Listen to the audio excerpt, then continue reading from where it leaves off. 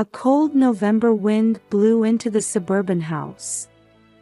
Carol Watson sank into her favorite armchair under the soft living room lights, holding a newly acquired mystery novel. Even at 65, she remained captivated by the scent of printed words and the worlds within stories. Late-night reading had become her habit. In the 2 years since losing her husband George, she had tried to fill her lonely nights with fictional worlds. The small bookstore she had run for 35 years in Northampton had become her very reason for living. Her daily routine consisted of enjoying conversations with regular customers during the day and immersing herself in stories at night. Just as the clock was about to strike 11:30, the sudden sound of the intercom broke the silence. At this hour, Carol adjusted her glasses as she stood up. The entrance monitor showed 2 uniformed police officers. With her 35 years of experience running the bookstore, she was confident in her ability to read people. The older one appeared to be in his mid-50s, the younger one in his early 30s. Their expressions carried a sense of urgency. The last time the police had visited was that day 2 years ago. The news of her husband's accident. Falling down the stairs. Shaking off the resurfacing memories, Carol pressed the intercom button. "Is this the residence of Mrs. Carol Watson?" "Yes, that's me." As she opened the front door, cold night air rushed in. The senior officer presented his badge. His expression, illuminated by the streetlight, carried a hint of tension. "I'm Officer Johnson from the Massachusetts State Police." "This is difficult to say, but..." The officer hesitated for a moment. That brief pause heightened Carol's anxiety. "Your grandson has been found chained up in the basement of a facility in the city." Carol felt as if time had stopped. A ringing sound filled her ears. "But... I don't have a grandson." When she responded with a trembling voice, the officer's expression froze. The younger officer behind him clearly couldn't hide his bewilderment. "What did you say?" The officer's confused voice echoed in the midnight silence. Carol's heart began to pound violently. She hadn't been this shaken since losing her husband George to the stair accident 2 years ago. "We'd like to discuss this in detail. Would you mind coming to the station with us?" Carol glanced back at the living room. On the table lay the book, still open to the page she'd been reading, a cup of warm tea, and an unfinished knitted scarf. The peaceful everyday life that had existed just minutes ago suddenly felt like a distant world. "Please wait a moment. Let me get my coat." Her steps toward the upstairs bedroom felt unusually heavy. As she climbed the stairs, Carol thought about her son David. As a local newspaper reporter, he occasionally went on business trips. Recently, he seemed to be pursuing some major story, and his visits had become less frequent. When they met after church last Sunday, he appeared troubled by something. She took out a navy blue coat from the bedroom closet. It was the last Christmas present from her husband. Looking at her reflection in the mirror, the graying hair, the deepening wrinkles, she saw an ordinary elderly woman who had managed a small-town bookstore. She knew David was still single, but a grandson. On her way back downstairs, she paused in front of the study. Her husband's desk remained untouched. Just before the accident, he had said he'd found some important documents. Now she would never know what they contained. As she got into the police car, the younger officer began explaining. His voice carried a note of concern. Your grandson's emergency contact was listed as David Watson. However, we couldn't reach him at the newspaper where he works, and you were listed as David's emergency contact. Street lights passed by the car window. Carol remembered her 35 years at the bookstore. Her husband sweeping the storefront before opening at 8 a.m. Regular customers dropping by on weekends. Members of the church reading group. College student customers. David doing his homework in the corner as a child. What had been happening beneath those peaceful days? The police car drove quietly, arriving at the station in the dead of night. Just before entering the building, Carol looked up at the sky. It was a dark night without a single star visible. Something was about to begin. Something that would shake her life and everything she knew to be true. The heavy entrance door opened with an ominous sound. Despite the late hour, the police station's consultation room was filled with an unusual tension. Carol sat in a hard chair, clasping her hands tightly on her knees. The wall clock was about to strike midnight. Sorry to keep you waiting.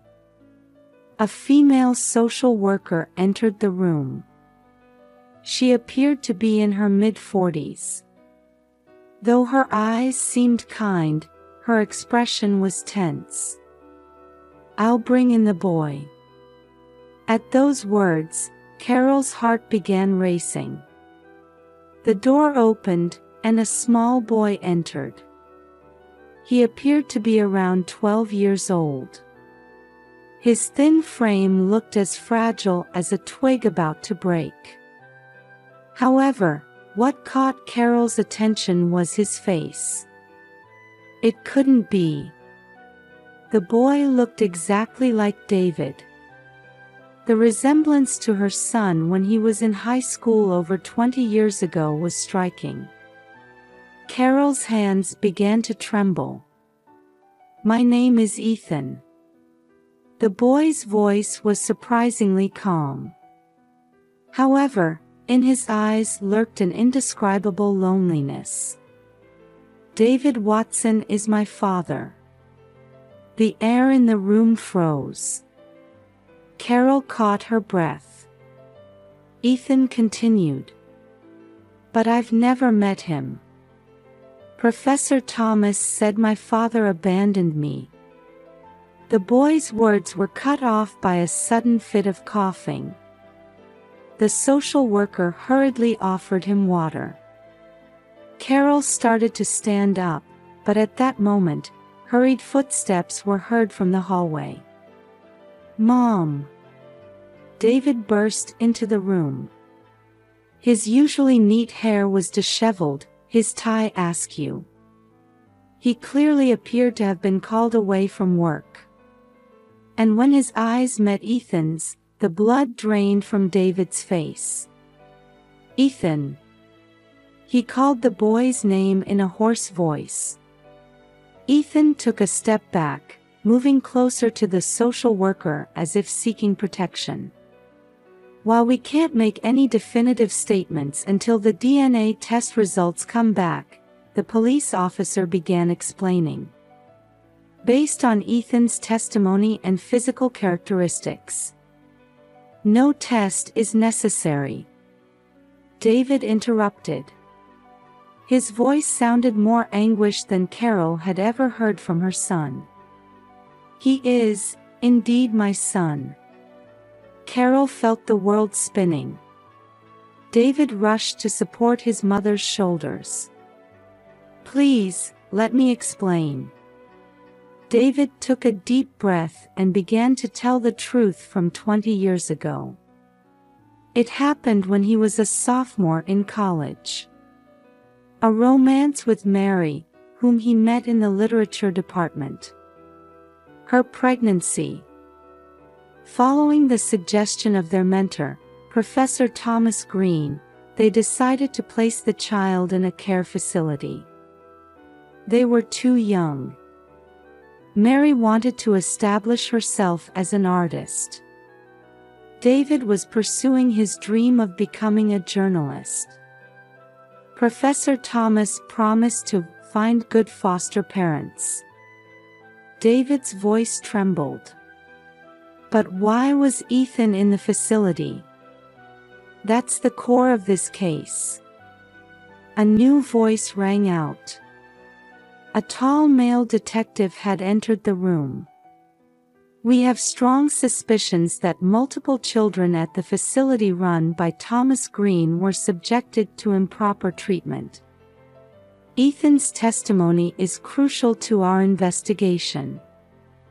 The detective's words began to fade in Carol's ears. Various memories crossed her mind. The documents her husband had been examining before his death. Thomas's unnatural behavior when visiting the bookstore. And above all, the existence of her grandson, Ethan, standing before her. Suddenly, Ethan spoke in a small voice. I've been to Grandma's store. Carol snapped back to attention. The boy continued. I would secretly go there, to read Dad's articles in the newspaper. At those words, tears welled up in David's eyes. Carol quietly stood up and approached Ethan. She gently placed her hand on his thin shoulder. From now on, you can read as many books as you like. Carol's voice was surprisingly steady. The confusion and questions hadn't disappeared. But for now, she would focus only on the child before her. No matter how cruel the truth might turn out to be. Outside the window, the dark night continued. But dawn would surely come. Until then, she needed to prepare herself to accept this new reality. And to bring the hidden truth of this family into the light. In the consultation room at the police station, despite the late hour, Ethan's testimony recording had begun. Carol and David watched from the adjacent room through a monitor. The boy's thin fingers gripped a paper cup tightly. At first, it was a normal facility. Ethan's voice trembled slightly through the speaker. But things changed 6 months ago. Professor Thomas started talking about special education and taking some children to the basement. The sound of David's fist hitting the desk echoed through the room. Carol placed her hand on her son's arm. Ethan continued. When I heard that Dad, Mr. David, had come to investigate the facility, Professor Thomas's behavior changed. He said, "Your father is a dangerous man." Ethan's profile on the monitor looked exactly like David's. Carol's memory drifted back 20 years. That morning when her son announced he would take a leave from college. George had been furious. But Thomas Green had intervened, seemingly settling everything amicably, or so they had thought. 2 weeks ago, I was locked in the basement, Ethan's testimony continued. The other children disappeared one by one, but he said I was the trump card for negotiations. The interrogation room door opened, and an FBI agent entered. Ethan's testimony had the potential to develop into a case spanning multiple states. Let's take a break, the social worker suggested, and Ethan moved to the adjacent room. Carol offered him warm cocoa. She could feel his hands still trembling slightly. "Mrs. Watson," a voice called from the hallway. "Could we discuss your husband's case?" Those words sent a chill down Carol's spine. David leaned forward, but Carol quietly raised her hand to stop him. "All right." Moving to another room, the detective produced a photograph. It was security camera footage from the day of the accident. "Your husband appears to have been arguing with Thomas Green just before the accident." Carol's memory raced to that day. Her husband had been obsessively examining documents. Old receipts, facility financial reports, board meeting minutes. He said something was wrong, Carol began quietly. That there were suspicious points in the facility's accounts. Actually, the detective leaned forward, "We found evidence of substantial under-the-table payments involving adoptions through Green's facility. And the first person to notice these financial flows was George, wasn't it?"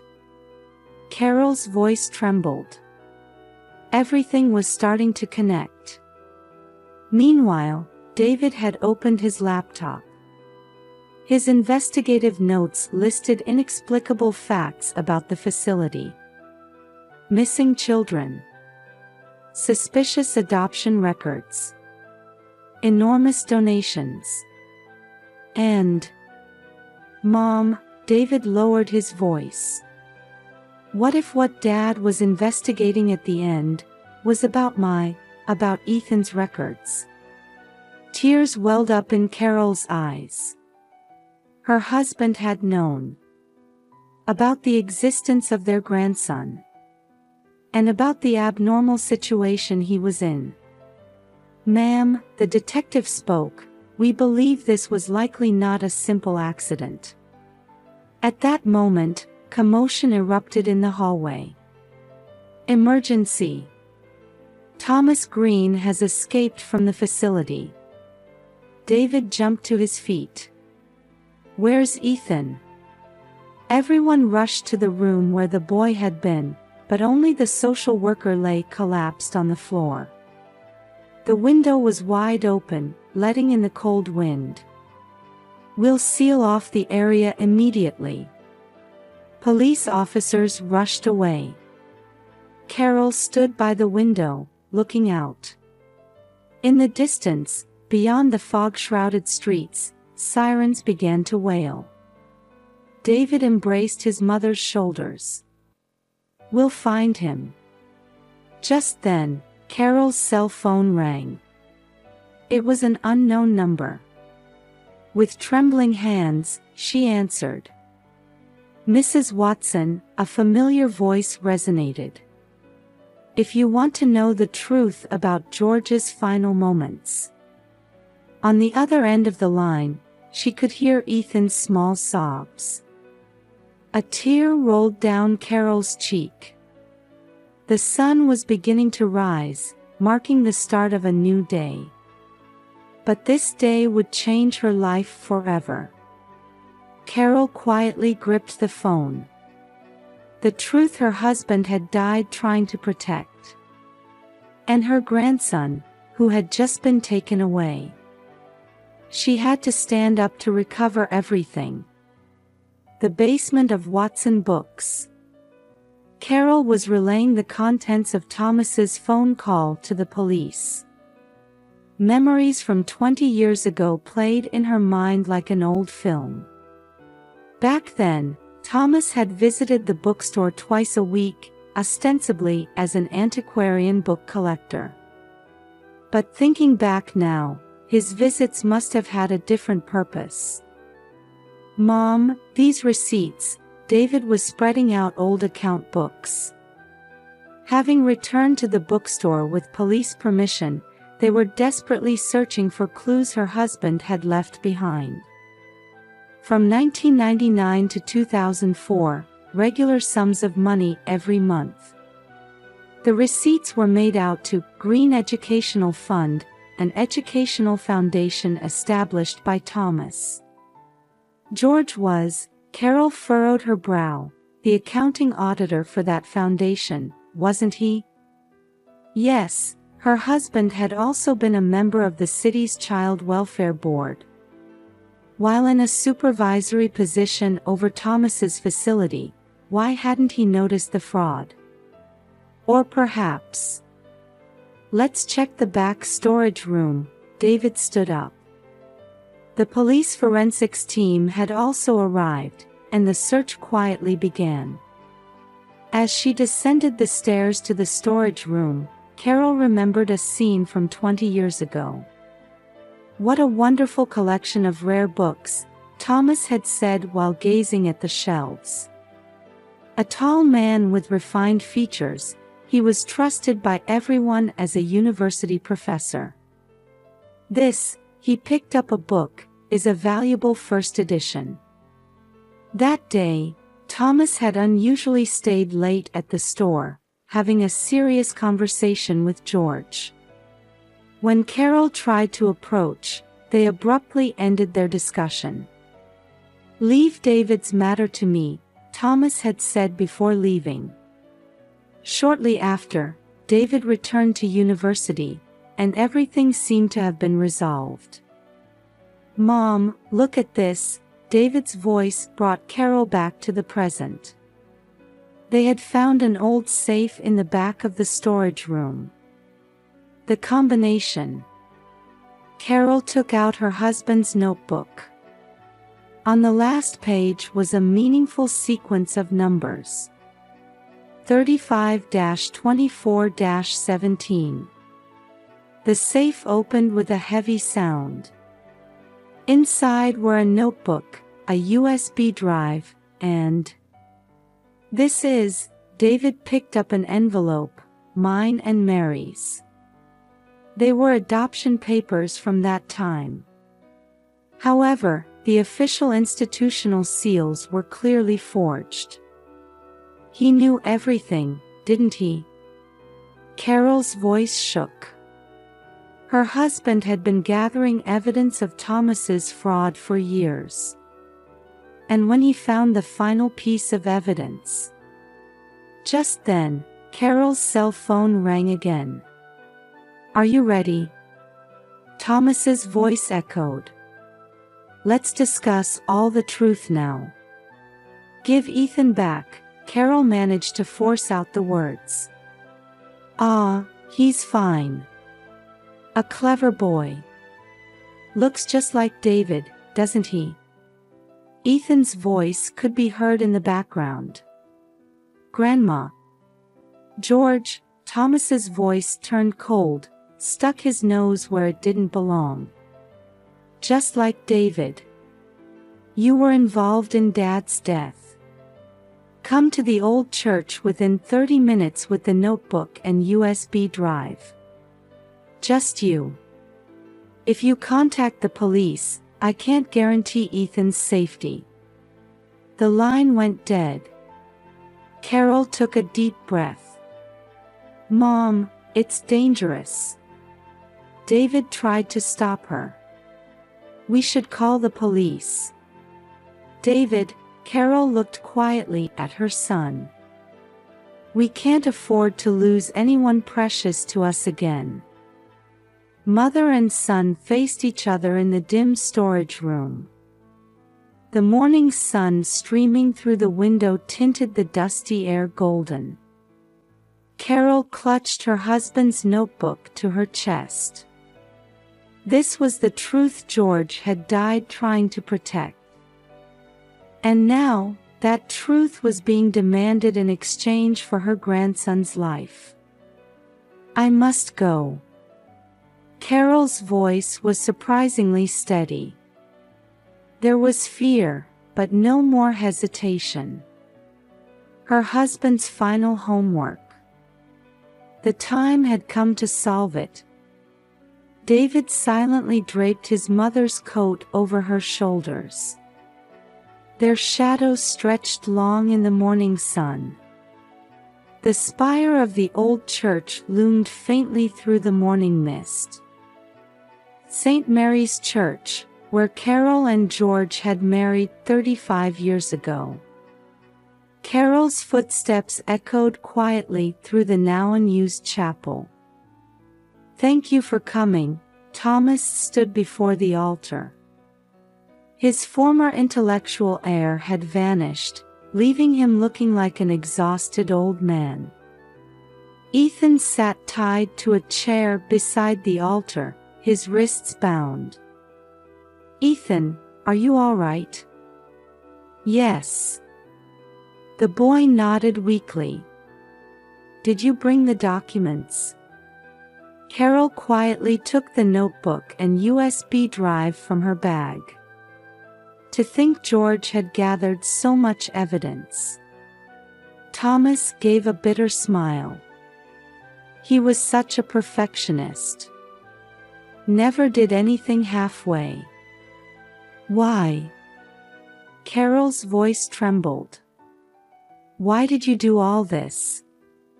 Thomas heaved a deep sigh. It all began 20 years ago. On the surface, it had been an ideal adoption system. Thomas's facility was known as one of the state's most highly regarded childcare institutions. But in reality, it was a gateway for an international human trafficking organization. Children disappeared into the shadows under the pretext of special adoptions with wealthy foster parents. "It started with small lies," Thomas's voice echoed.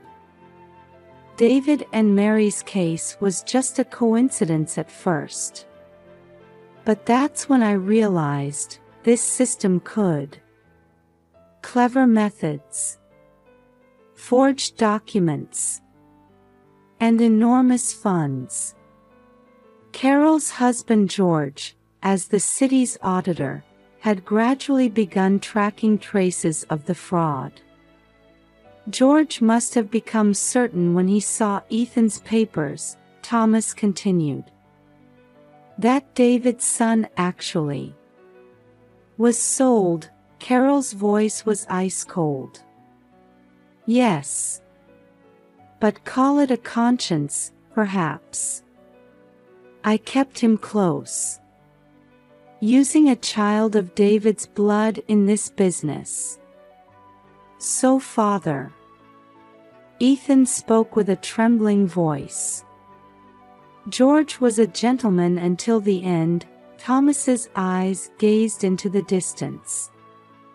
"Let's resolve this through discussion," he said. "But I couldn't turn back anymore. The fall down the stairs. A perfect disguise." But just before his death, George had hidden all the evidence in the safe.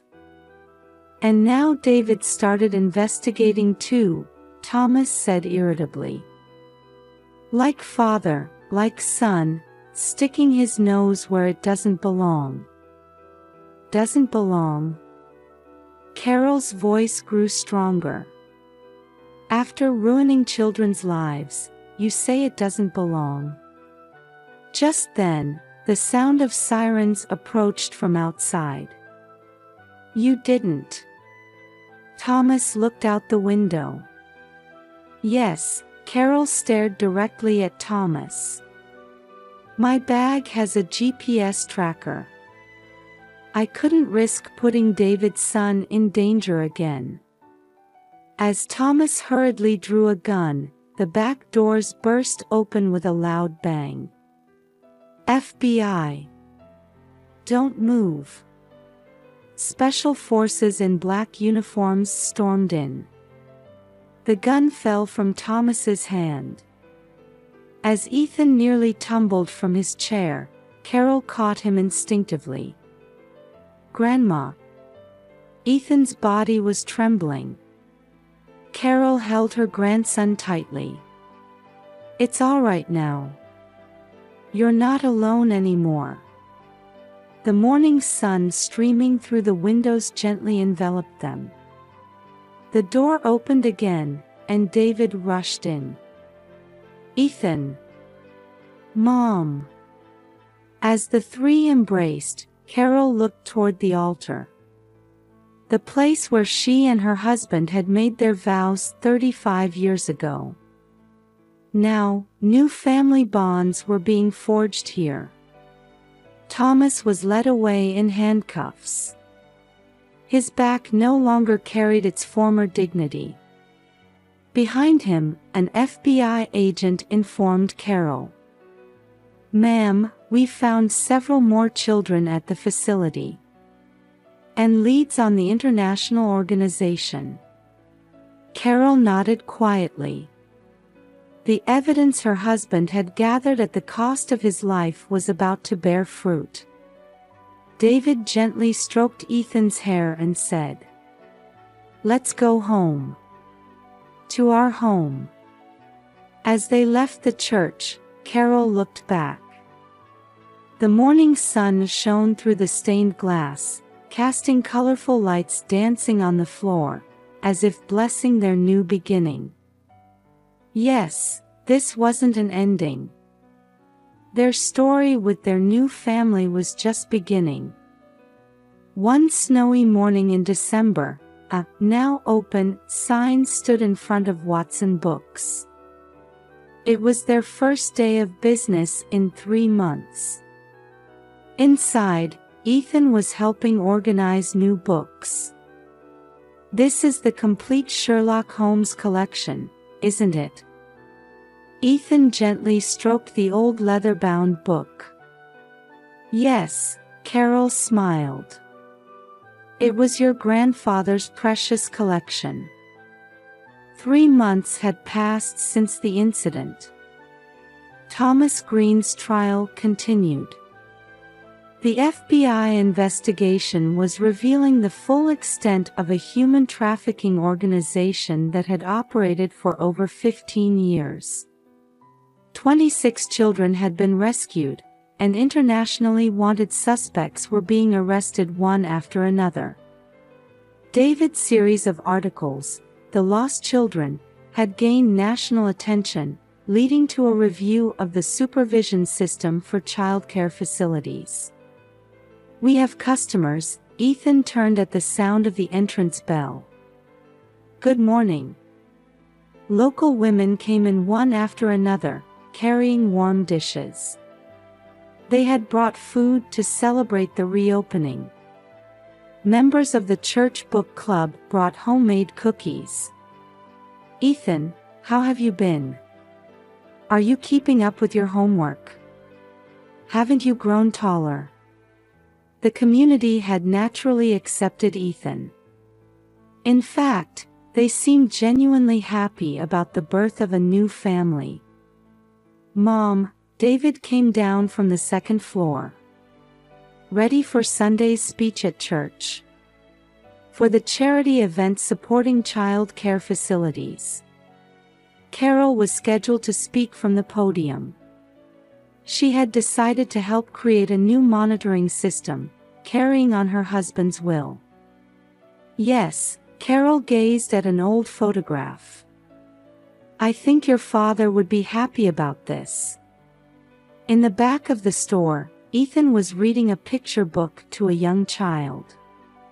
He who had once feared human contact now showed natural smiles. "Hey, Grandma," Ethan closed the picture book and ran to Carol. "I wrote this." The manuscript paper he held out had a story written in childish letters. "My new family." Carol felt tears welling up in her eyes. "Dad told me. Grandpa was a hero who fought for justice." Ethan's eyes sparkled. "So I want to become someone who can help others too." David embraced his son's shoulders. His former guilt had transformed into quiet determination. Carrying on his father's will, and building a new future with his son. At dusk, after the last customer had left, the three were preparing to close. Ethan stood by the window, watching the continuing snowfall. "Hey, Ethan said. Do you think this snow is a present from Grandpa in heaven? Carol gently embraced her grandson. Yes. I'm sure he's watching over us. Warm lights glowed inside the store. Countless books on the shelves waited to meet new readers. David sat at the back desk, writing tomorrow's article. The articles would continue to tell the truth. And another page was about to be added to their new story. Carol changed the sign to "Closed" and turned the key. The bell above the door made a small sound. The snow continued to fall quietly, as if promising a new day. Tomorrow, this small bookstore would open again. There would be books, truth, and above all, a loving family. Carol looked up at the sky. Thank you, George. Those words gently dissolved into the falling snow. It was a story that began with a midnight visit. Lost truths and new bonds. And now, their story continues to add new chapters. The snowy night was just the beginning.